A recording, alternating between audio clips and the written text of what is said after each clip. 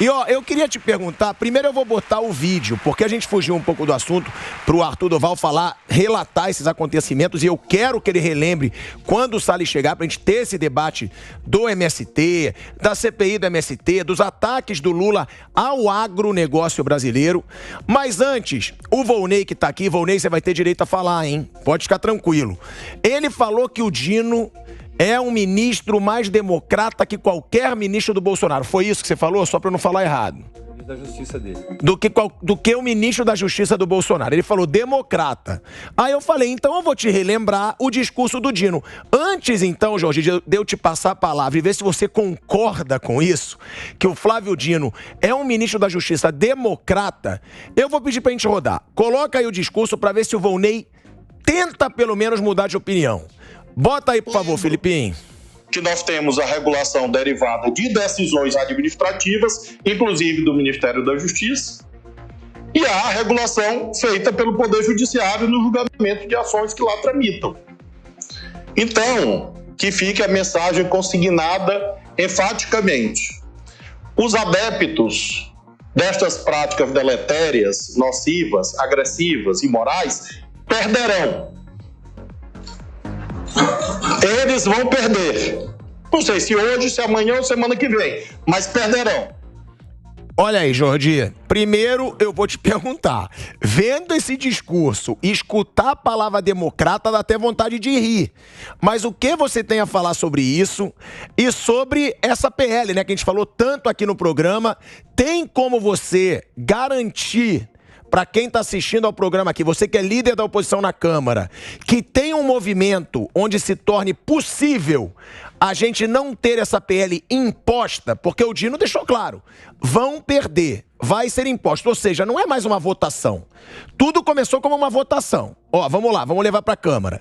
Conseguiram adiar porque viram que iam perder. Ok. Adiaram.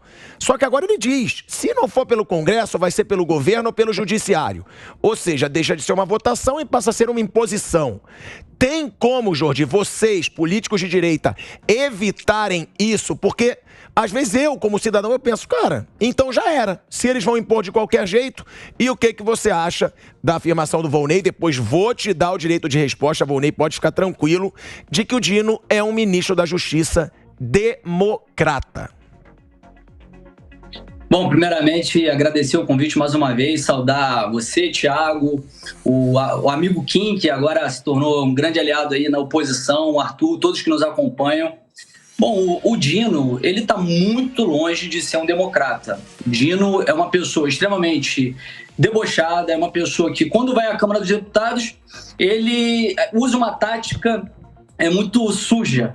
Ele pega toda a base do governo, que são pessoas que tentam a todo momento fazer provocações, intimidações, tentam desvirtuar para que as sessões da Câmara dos Deputados elas vão para uma tremenda confusão e aí ele acaba indo embora. E quando ele é questionado a respeito de algum fato, ele simplesmente escolhe aquela pergunta que é conveniente, que é aquela pergunta que foi feita por alguma pessoa da base do governo, responde aquela e diz que respondeu, mas ele não responde nada, pelo contrário. Diversas perguntas que foram questionadas, inclusive a do próprio Kim, se ele tinha recebido alguma informação dos órgãos de inteligência, se ele se teria aqueles fatos do 8 de janeiro, se havia riscos do 8 de janeiro, ele disse que não tinha recebido informação alguma. A Caroline Detoni também disse que a ABIN, inclusive a própria Folha de São Paulo divulgou que a ABIN tinha dado um relatório desde o dia 4 de janeiro, alertando sobre todos os perigos. Ele disse que era mentira. Ele cai em muitas contradições e, ao final, para ele ficar por cima, para ficar bem, ele faz deboche, faz piadas, faz anedotas, falta com respeito com os parlamentares. E ele não só falta com respeito com os parlamentares, ele falta com respeito com o parlamento. Porque nós vimos aí essa fala dele, ele demonstra uma total falta de conhecimento. Aliás, ele tem conhecimento de como funciona a separação entre os três poderes.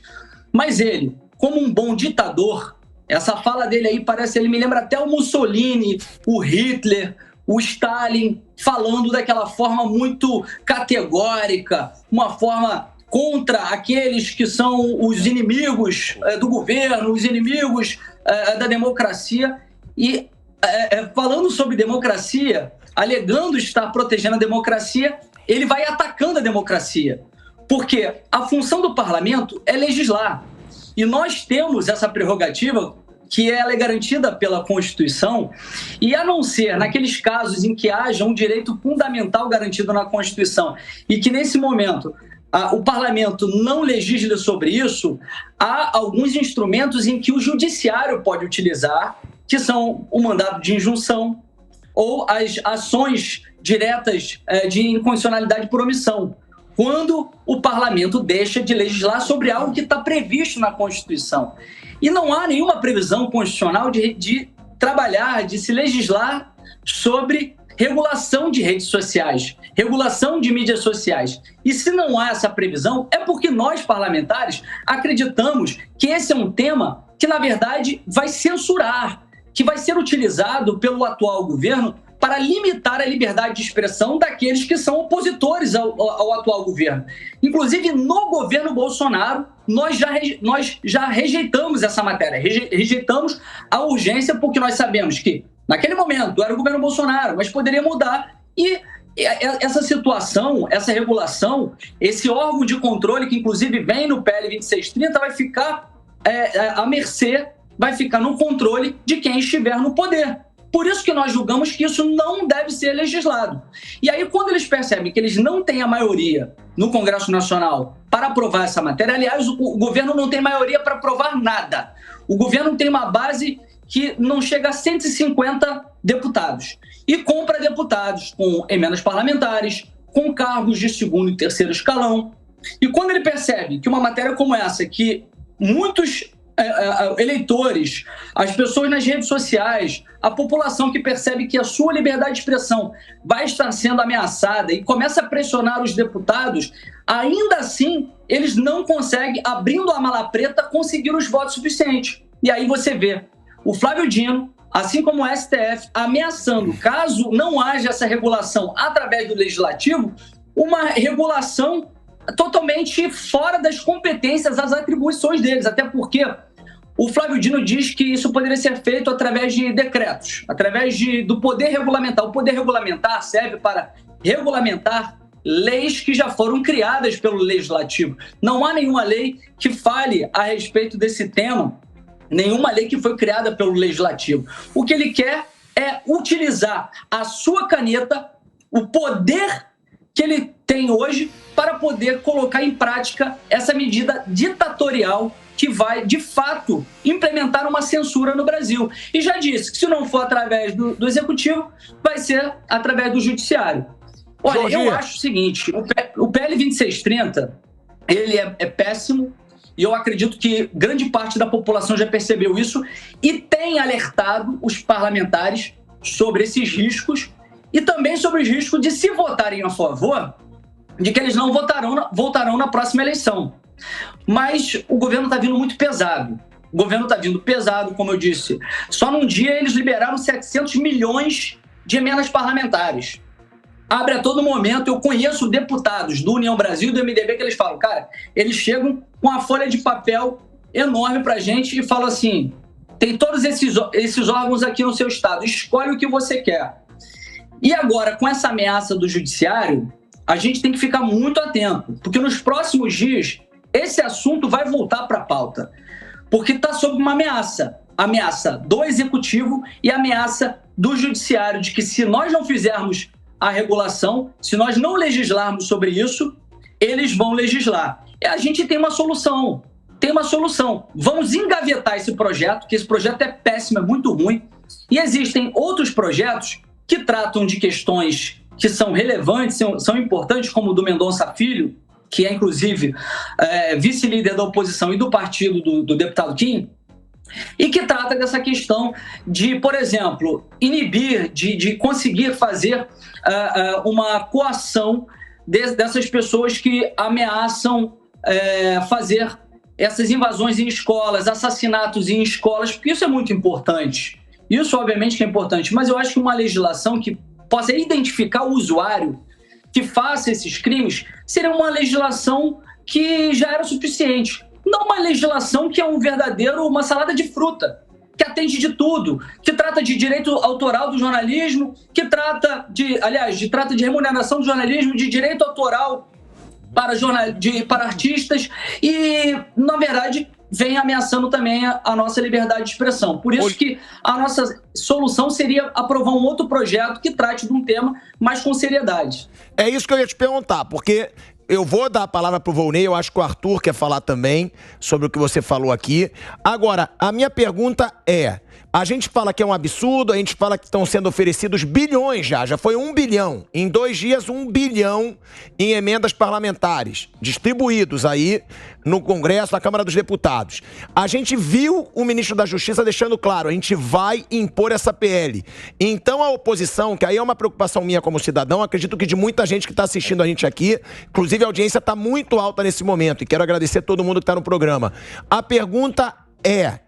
Tem como a oposição, então, evitar essa PL da censura, mesmo com tudo o que está acontecendo? Emendas parlamentares, 1 bilhão em 2 dias, o ministro da Justiça, porque a nossa pergunta é essa. Eles estão muito seguros de que eles vão conseguir impor essa PL. A oposição tem como, o próprio Pavinato já disse aqui, se a oposição se organizar direito, ela pode, ela consegue. A oposição está organizada a ponto de evitar isso, Jordi? Olha, a oposição está bem organizada. O Kim que não me deixa mentir, ele sabe como que nós estamos trabalhando aí.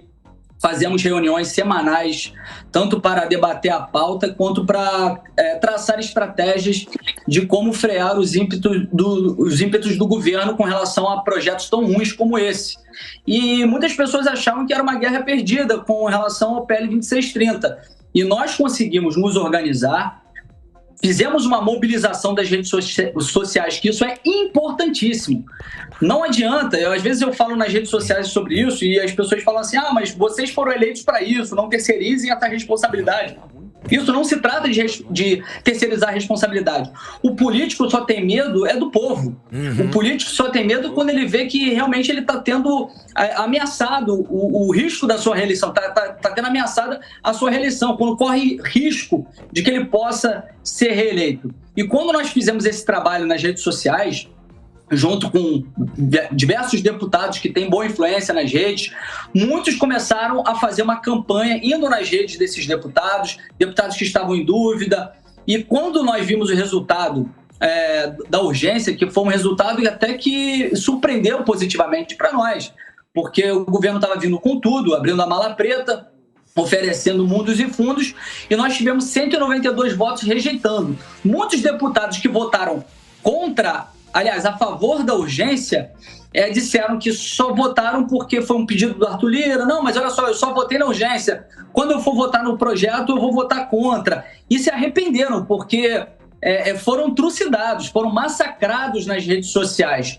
E é esse o papel que nós temos que continuar agora. Porque você vê, essa medida ditatorial feita pelo STF, na figura de Alexandre de Moraes, de querer bloquear o Telegram, suspender o Telegram e fazer com que eles fizessem uma nota, uma retratação falando a respeito do PL 2630 de forma favorável, isso aí demonstra como eles querem impedir o trabalho nas redes sociais, porque eles dizem que essas plataformas estão tentando jogar a população contra os deputados. Mas aí você pensa bem, né? Se o deputado, aliás, se um veículo de comunicação qualquer, e eu não digo nem somente as plataformas, mas a Globo, todos esses, a Folha de São Paulo, fazem campanha favorável para o projeto. Por que uma plataforma que está sendo atingida, afetada, não pode fazer campanha contra um projeto que vai prejudicar a sua plataforma e os seus usuários? E aí você se questiona se isso realmente é censura. Porque nós falamos que é censura, as pessoas falam que isso não é censura, que foi abuso de poder econômico, mais abuso de poder econômico que faz a Rede Globo e vários canais de comunicação a favor do projeto. Mas aí você para pensar, se o Telegram, se o Google estivessem fazendo campanha a favor do projeto, Alexandre de Moraes e o STF teriam tomado essa medida contra eles? É óbvio que não. E aí está a resposta. Por isso que isso é de fato censura. Por isso que esse projeto não pode ser aprovado. Que se já está assim, sem estar aprovado esse projeto, imagina quando aprovar. E a gente não tem que ficar se intimidando com essas ameaças de que, olha, se vocês não aprovarem o projeto, nós vamos legislar. Nós vamos fazer esse enfrentamento. Nós estamos vivendo um momento, o Thiago e demais amigos aí da Jovem Pan, e o que não me deixa mentir, a gente está matando um leão por dia convivendo entre cobras. Mas, assim, nós fomos eleitos para isso. A liberdade de expressão, que é de mais sagrado para nós. Nós não podemos permitir que isso avance, porque não vai ser só a censura de cidadãos, de usuários, mas vai colocar em risco a própria democracia, no sentido de que deputados, políticos em geral, de que tenham suas posições mais polêmicas sobre determinados temas, não vão poder estar mais falando a respeito disso. Não vão poder se comunicar com o seu eleitor. Por isso que eles querem tanto aprovar esse projeto. Mas eu tenho certeza que agora, com a seriedade que nós estamos levando, a articulação que nós estamos fazendo na Câmara dos Deputados com as redes sociais, temos sim grande chance de rejeitar esse projeto.